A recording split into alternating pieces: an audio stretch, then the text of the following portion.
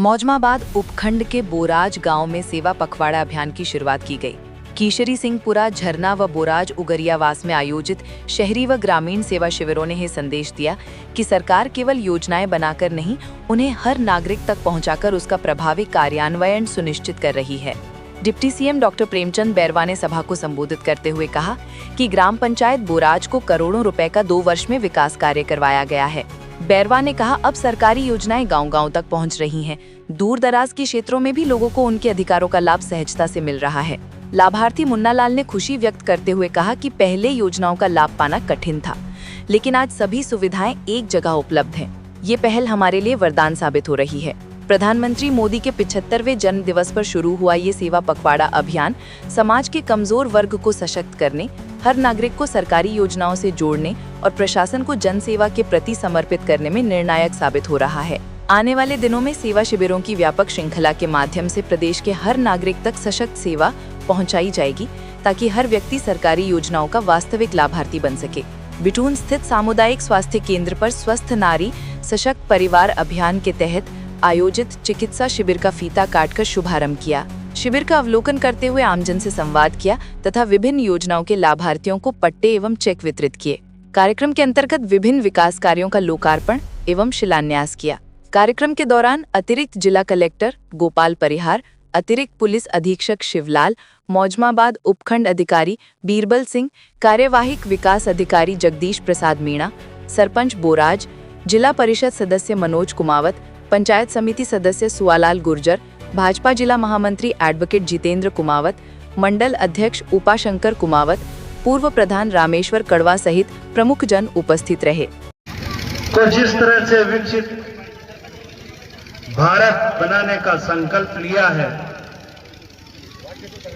जब प्रधानमंत्री जी ने बागडोर संभाली थी इसे हिंदुस्तान की, इस राष्ट्र की, जब आर्थिक दृष्टि से चौथे नंबर पे है, श्री जी को आगे भगवान से ऊर्जा दे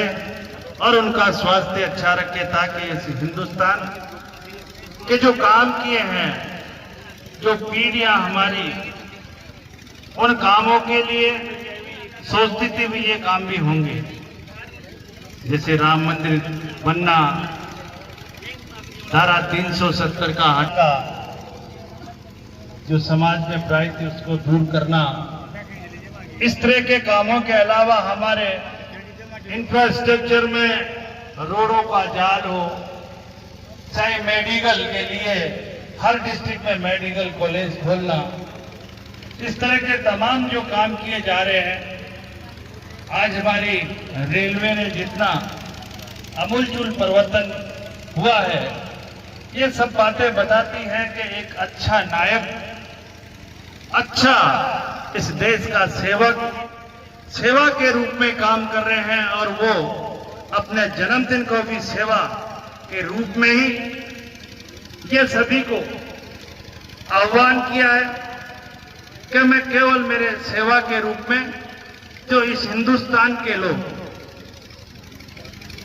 जो आर्थिक दृष्टि से पीछे रह गए, जो अंतिम पायदान पे खड़े हैं, उनको मैं इस समाज की मुख्य धारा में लाने, और वो जब आएंगे, जब हमारी केंद्र सरकार की योजनाएं, हमारी राजस्थान सरकार की योजनाएं हैं, जो जन कल्याणकारी योजनाएं हैं, वो